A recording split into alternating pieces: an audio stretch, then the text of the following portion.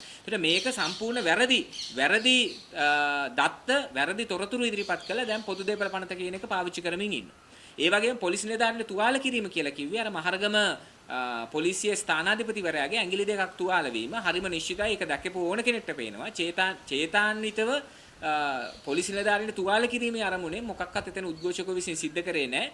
ඔවුන් ඊටාම සාමකාමීව පාර්ලිමේන්තුවට ලිපියක් බාර දෙන්නේ යද්දි වැළක්වන වෙලාවේ යම් තදබදයක් ඇති වුණා. එතනදී හදිසි අනතුරක් ලෙස තමයි පොලිස් ස්ථානාධිපතිවරයා තුවාල වුනේ. එතකොට දැන් ප්‍රශ්නේ චෝදනා 4ක් ඉදිරිපත් කරා අපේ සහෝදරයට සහ සහෝදරියට පොදු දේපල වලට අනර්ථයක් සිදු කිරීම, පොලිස් නිලධාරීන්ට තුවාල සිදු කිරීම, අයුතු ජනරාශිය සහ නිරෝධායන නීති උල්ලංඝනය. ඊට පස්සේ අගෝස්තු 5 වෙනිදා හවස ජයවර්ධනපුර විශ්වවිද්‍යාලයේ මහා ශිෂ්‍ය සංගමේ සභාපතිවරයාව විශ්වවිද්‍යාලයේ ඉදිරිපිටදී වෑන් රියකින් පැහැරගනු ලැබුවා. එතන තමයි මුලින්ම දැන් අපේ පක්ෂයට එමින් තිබුණු මර්ධනය ක්‍රමානුකූලව මහජන ව්‍යාපාර කරා ව්‍යාප්ත වෙන්න පටන් ගත්තා. එතකොට ඒක නිශ්චිතවම අත්අඩංගුවට ගැනීමක් නෙවෙයි, ඒක පැහැර ගැනීම. ඒක පැහැර ගැනීමක් වෙන්නේ සිවිල් ඇඳුමින් සැරසුණු අය, පොලිස් නිල ඇඳුමින් නැති අය, පොලිසියේ නිල රථයක් නැතුව සාමාන්‍ය වෑන් රියකින් බලහත්කාරයෙන් පැහැරගෙන ගියා. ඒ පැහැරගෙන ගියා විතරක් නෙවෙයි, ඔහු අත්අඩංගුවට ගැනීමක් සිදු වුණාද කියලා විශ්වවිද්‍යාලයේ පාලනාධිකාරිය සහ විශ්වවිද්‍යාල ආචාර්යවරුන්, ඒ වගේම පාර්ලිමේන්තු මන්ත්‍රීනි හරිනි අමරසූරිය, ඒ අය පොලිසිය, මිරිහාන පොලිසියෙන්, තලංගම පොලිසියෙන්, මහරගම පොලිසියෙන් සහ පාගොඩ පාරේ තියෙන විශේෂ ඒකකයෙන් විමසුවට පස්සේ එවැනි අත්අඩංගුවට ගැනීමක් සිදු වෙලා නැහැ කියලා කිව්වා. මිරිහාන පොලිසිය ඔහු රඳවගෙන ඉන්න ගමන් එවැනි අත්අඩංගුවට ගැනීමක් සිදු කරේ නැහැ කියලා කියපු එක අපි හිතනවා ඊටාම භයානක තත්ත්වයක්. ඒක අපි පස්සේ කතා කරමු ඒක මොනතරම් භයානක තත්ත්වයක්ද කියලා. ඊට පස්සේ අගෝස්තු 6 වෙනිදා පාන්දර සිරස රූපවාහිනී නාලිකාවේ වැඩසටහනකට සහභාගී වෙලා එළියට එද්දී අන්තර් විශ්වවිද්‍යාල ශිෂ්‍ය බල මණ්ඩලයේ කැඳවුම්කරු වසන්ත මුදලිගේව අත්අඩංගුවට ගත්තා. එතකොට මේ හතර දෙනාටම අර කියන චෝදනා හතර ඉදිරිපත් කළා. ඔවුන්ව රක්ෂිත බන්ධනාගාරගත කරා 11 වෙනිදා දක්වා. දැන් ඊයේ කඩුවෙල අධිකරණයේ මහේස්ත්‍රාත්වරයා සේවයට වාර්තා නොකළ නිසා වැඩ බලන මහේස්ත්‍රාත්වරියට අප ලබා දීමට නොහැකි නිසා කියලා අගෝස්තු මාසේ 17 වෙනිදා දක්වා නැවත රක්ෂිත බන්ධනාගාරගත කරලා තියෙනවා. දැන් ප්‍රශ්නේ තියෙන්නේ දැන් මේකට අදාළව කඩුවෙල අධිකරණයට තලංගම පොලිසිය විසින් ඉදිරිපත් කරලා තියෙනවා බී වාර්තාව. ඒ බී වාර්තාවේ නම් ප්‍රමාණයක් සඳහන් වෙලා තියෙනවා. මේ අත්අඩංගුවට අරන් ඉන්න 14 දෙනාට 4 දෙනාට අමතරව තවත් 12 දෙනෙක්ගේ නම් මේකේ සඳහන් වෙලා තියෙනවා. ඒ නම් සඳහන් අයව අත්අඩංගුවට ගැනීම සඳහා අධිකරණයෙන් වරෙන්තු ඉල්ලා සිටීමක්වත් මේ වෙනකල් පොලිසිය කරේ නැහැ. හැබැයි ඒ වුණාට නිල නොවන ආකාරයෙන් ඔවුන්ව පැහැරගෙන යන්න ඔවුන්ගේ ඥාතින් සහ සමීපතමයන් බිය ගන්නවන්න කටයුතු කරමින් ඉන්නවා.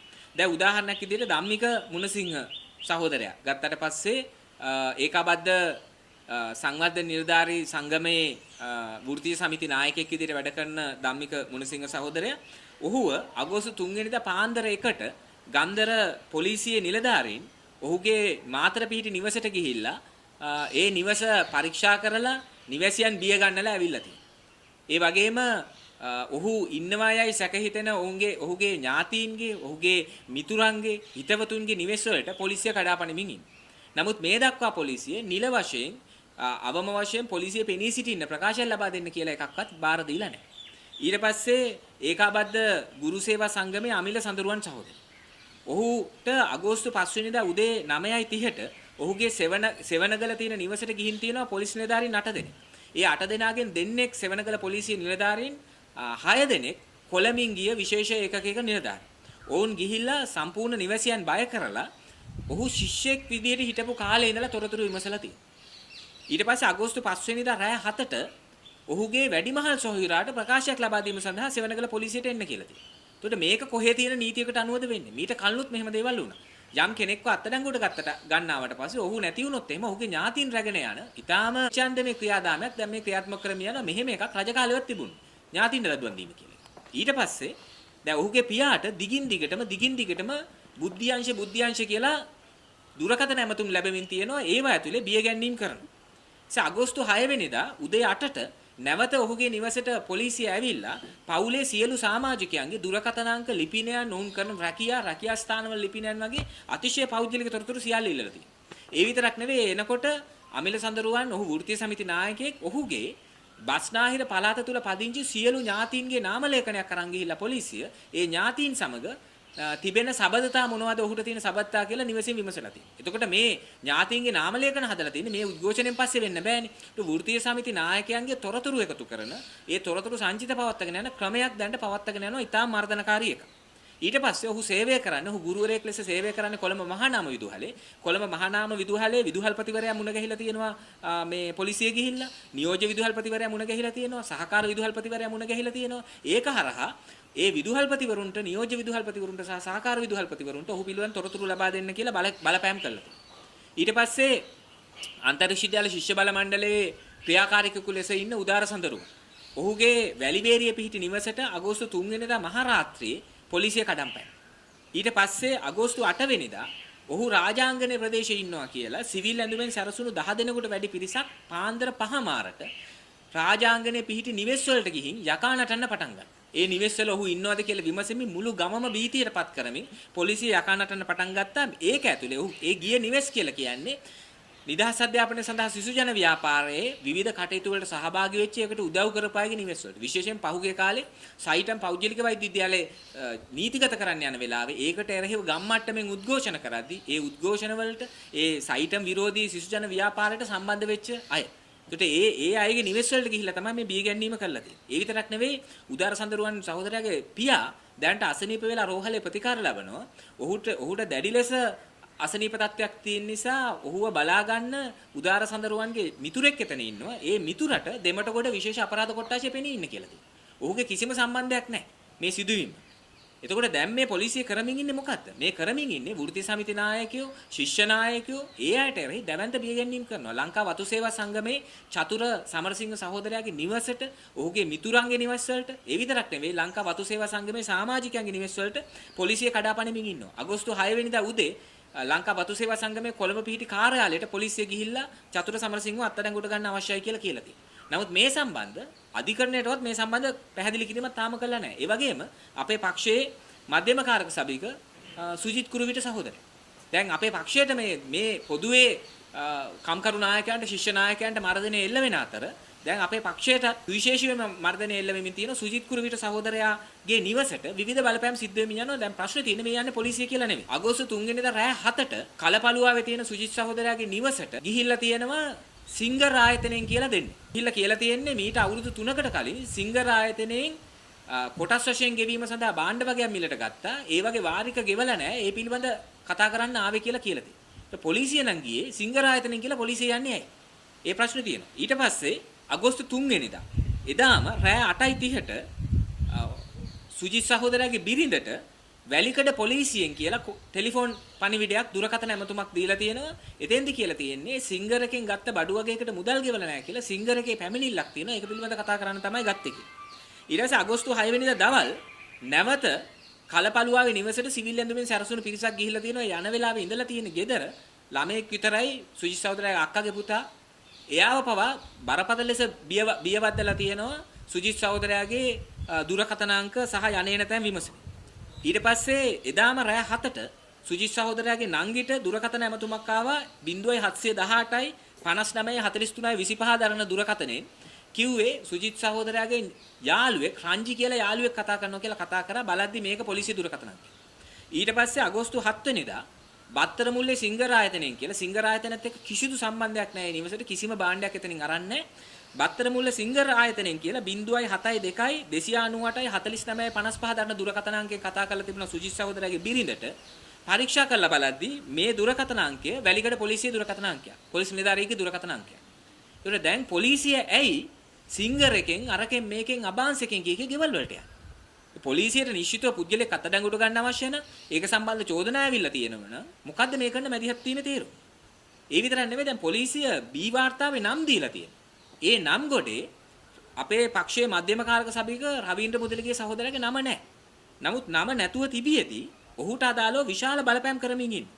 එකක් තමයි අගෝස්තු මාසයේ 4 වෙනිදා ඔහුගේ හම්බන්තොට නිවසට ඔහුගේ පියා සහ මව ජීවත් වෙන හම්බන්තොට නිවසට ගිහිල්ලා තොරතුරු විමසමින් බිය ගැනීමක් කළා තියෙනවා. පොලිසිය.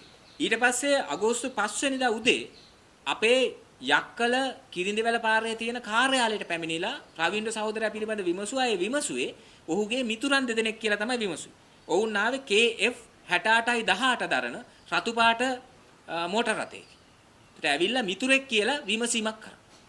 ඊට පස්සේ එදාම රාත්‍රී අගෝස්තු 5 වෙනිදා රාත්‍රී නිට්ටඹුවේ රවීන්ද්‍ර සහෝදරයාගේ නිවසට බලහත්කාර කඩාවැදීමක් කරා නිල ඇඳුමෙන් සැරසුණු වගේම නිල ඇඳුමෙන් සැරසුණු නැති අය.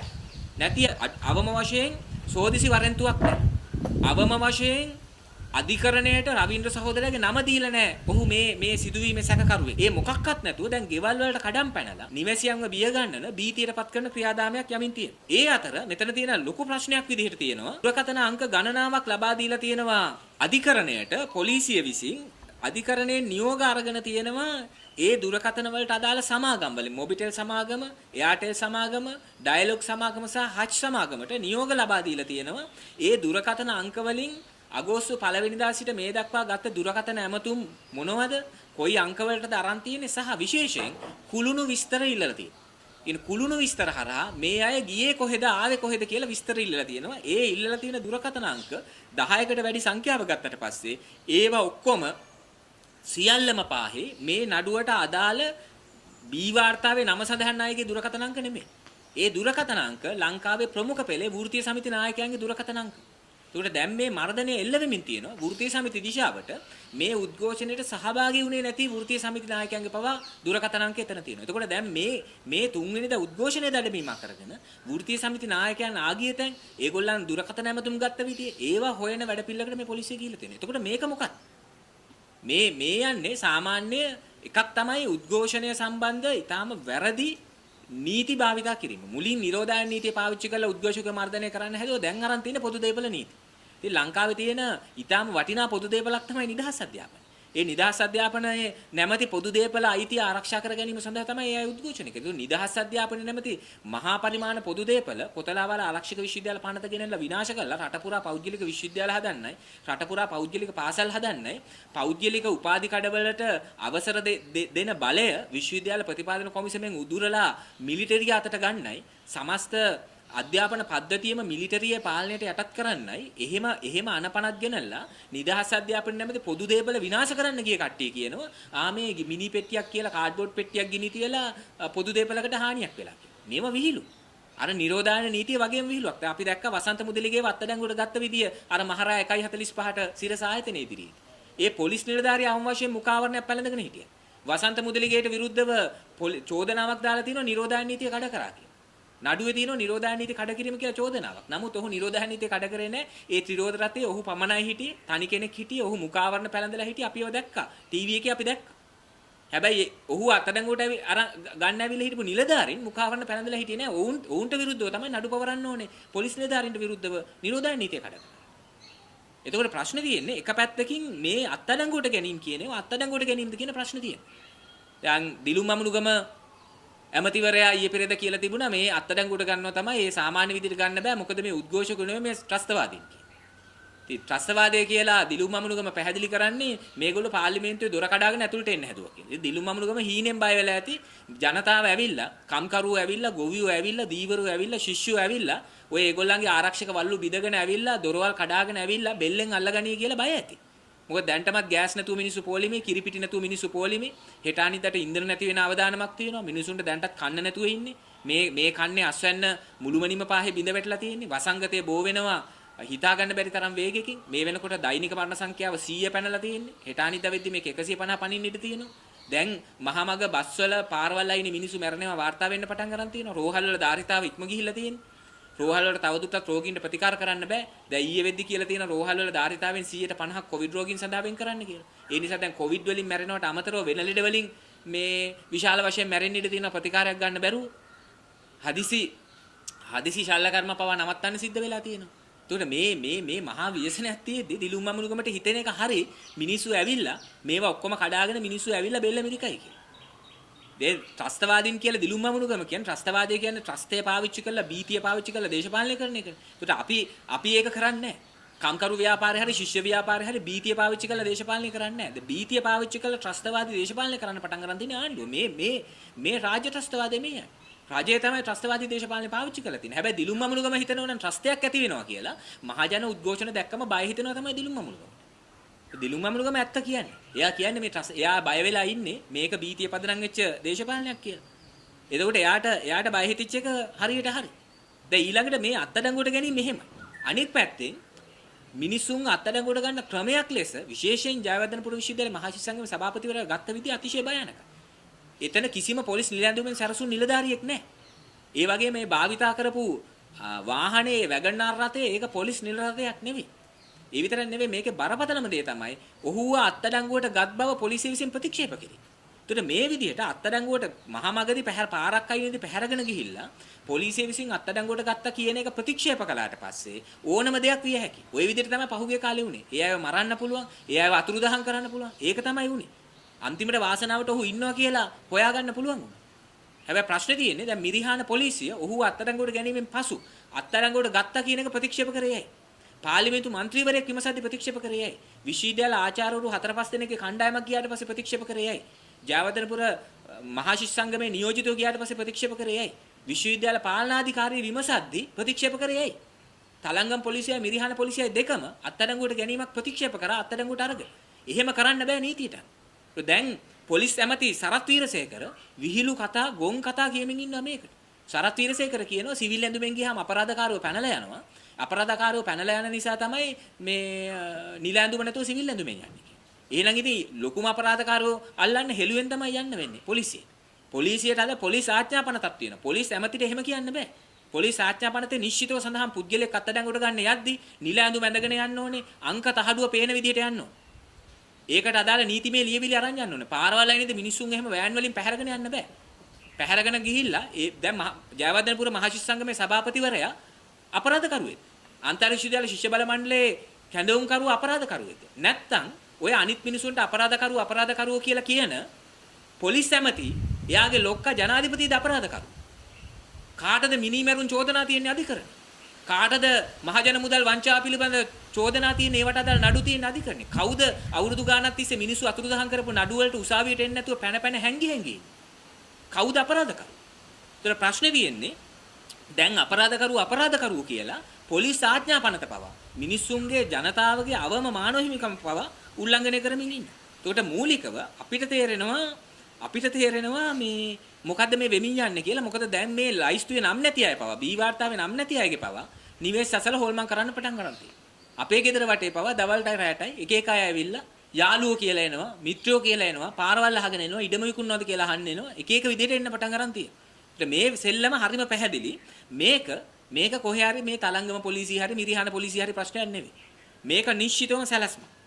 මේ සැලැස්ම ඇතුලේ ඍජුවම අපේ පක්ෂය පෙරටුගාමි සමාජවාදී පක්ෂය ඉලක්ක කරලා තියෙනවා. ඒක හරිම නිශ්චිතයි. අපේ පක්ෂයේ පාලක ලේකම් චමිර කොස්රත්ත සහෝදරයා අත්අඩංගුවට අරන් තියෙනවා. අපේ පක්ෂයේ මධ්‍යම කාරක සභිකයන් වෙන රවීන්ද්‍ර මුදලිගේ සුජිත් කුරුවිට වගේ සහෝදරවරු පිටිපස්සේ පන්නමින් ඉන්නවා. අපි සියලු දෙනා සම්බන්ධ ඊටාම බරපතල විදිහේ අවදානමක් එන විදිහේ සැලැස්මක් අපේ පක්ෂයට එරෙහි මර්ධනයක් ක්‍රියාත්මක වෙමින් තියෙනවා.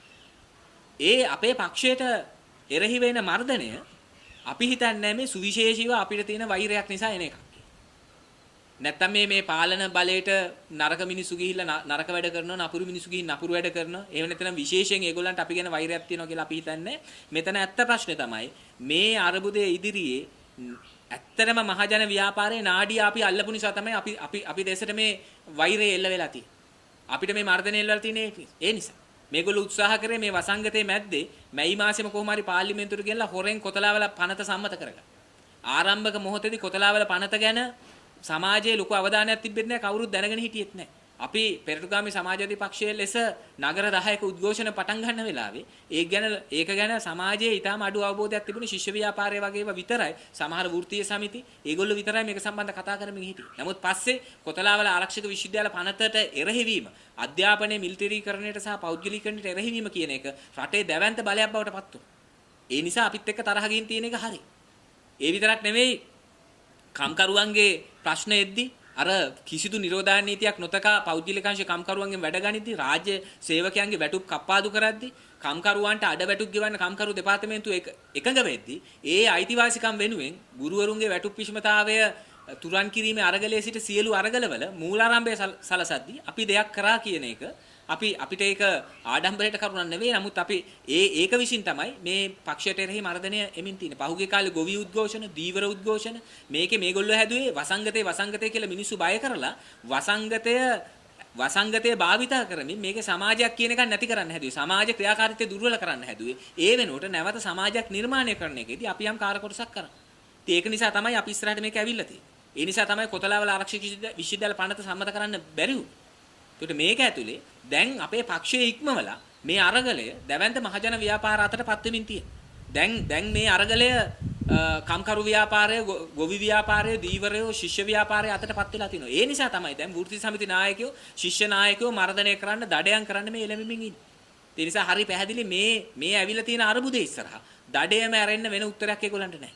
හැබැයි ඒ දඩේමත් ඒගොල්ලන්ට ඕන විදිහට කරන්න හම්බෙන්නේ නැහැ. දැන් මේවට එරෙහි දැවැන්ත මහජන ව්‍යාපාරයක් ගොඩ නැගෙමින් තියෙනවා සහ අපි මැදිහත් වෙලා ගොඩ නගනවා.